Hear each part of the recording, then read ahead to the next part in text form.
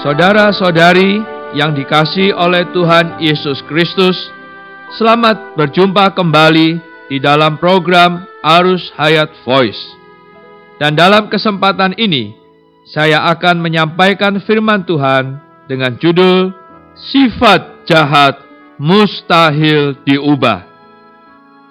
Ayat Alkitab saya ambil dari kitab Yeremia pasal 13 ayat 23. Dapatkah orang Ethiopia mengganti kulitnya, atau macan tutul mengubah belangnya?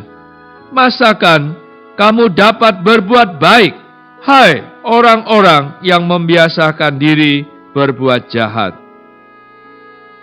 Sepanjang generasi, ada dua pengajaran mengenai sifat manusia.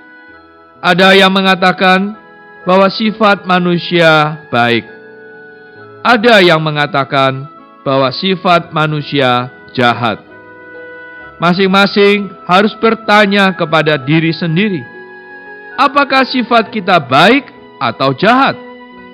Dari sifat kita sendiri, kita dapat melihat bahwa walaupun kita ada kalanya menginginkan dan menghendaki berbuat baik, seringkali keinginan kita berbuat jahat lebih kuat.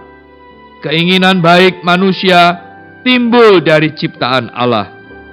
Sifat jahat manusia timbul dari pengrusakan iblis. Banyak ahli filsafat terkenal di masa lampau menemukan bahwa sifat manusia terdiri dari baik dan jahat. Alasannya adalah melalui penciptaan Allah, manusia memiliki unsur baik di dalam dirinya, dan melalui kejatuhan dan pengrusakan manusia, manusia memiliki unsur jahat di dalam dirinya. Walaupun sifat manusia mengandung unsur baik dan jahat, unsur yang baik telah dirusak oleh yang jahat. Jadi, unsur jahat menjadi lebih dominan. Karena itu, keadaan manusia sebenarnya adalah sifat jahat mengalahkan sifat baik. Ini tidak berarti bahwa manusia tidak mempunyai sifat baik, tetapi sifat baiknya adalah yang dikalahkan. Contohnya, dalam hati Anda ada hasrat untuk menghormati orang tua Anda, tetapi Anda marah-marah terhadap mereka. Anda ingin bertindak jujur, tetapi Anda justru menipu. Dalam batin, Anda tidak mau berjudi, tetapi Anda tetap berjudi. Anda ingin memutuskan hubungan Anda dengan teman-teman Anda yang jahat, tetapi Anda tetap menempuh kehidupan dosa bersama mereka. Itulah keadaan manusia sebenarnya. Saudara-saudari, sesungguhnya dapatkah sifat jahat itu diubah? Sepanjang sejarah manusia, entah mereka menganggap sifat manusia baik atau jahat, mereka berinisiatif untuk mengubah sifat manusia.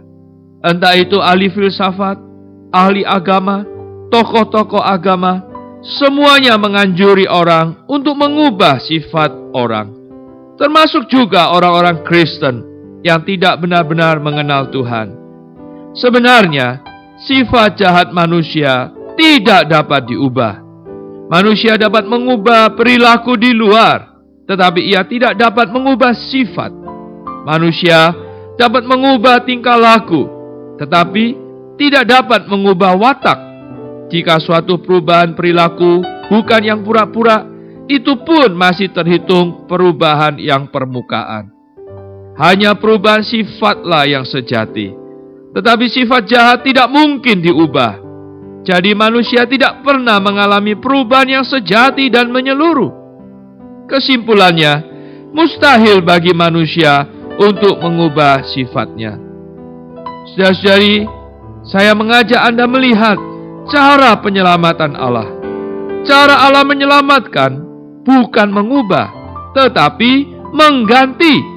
Bukan mengubah yang lama, tetapi menggantinya dengan yang baru.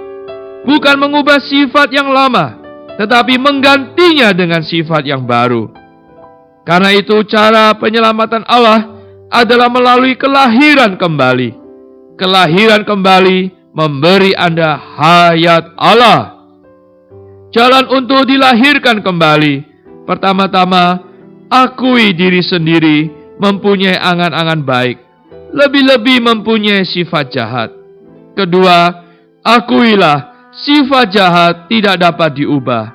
Ketiga, terimalah Tuhan Yesus sebagai juru selamat hayat. Tuhan Yesus adalah perwujudan Allah sendiri. Hayat Allah ada di dalamnya. Menerima Dia berarti menerima hayat Allah. Sekarang, mari kita berdoa. Tuhan Yesus, aku mengakui bahwa sifat jahatku tidak dapat diubah. Sekarang Tuhan, aku bertobat, berpaling padamu. Ampunilah dosa-dosaku. Tuhan Yesus, aku menerima Engkau. Aku mau dilahirkan kembali, beroleh hayat-Mu di dalam nama Tuhan Yesus. Amin. Demikianlah firman Tuhan. Sampai bertemu di kesempatan berikutnya. Tuhan memberkati, kasih karunia-Nya menyertai kita. Demikianlah program Renungan Arus Hayat Voice Note pada hari ini. Dan jika Anda tertarik untuk memiliki voice note tersebut beserta seri-seri sebelumnya, Anda dapat mendownload di website kami di www.pemulihan.or.id atau dapat menghubungi kami via BlackBerry dengan nomor PIN 282554-7F yang berpusat di Jakarta dan di nomor PIN 27EB5F7D yang berpusat di Surabaya. Semua respon beserta pertanyaan juga bisa dikirimkan langsung melalui Facebook kami di Arus Hayat Voice atau melalui email di arushayatvoice@gmail.com.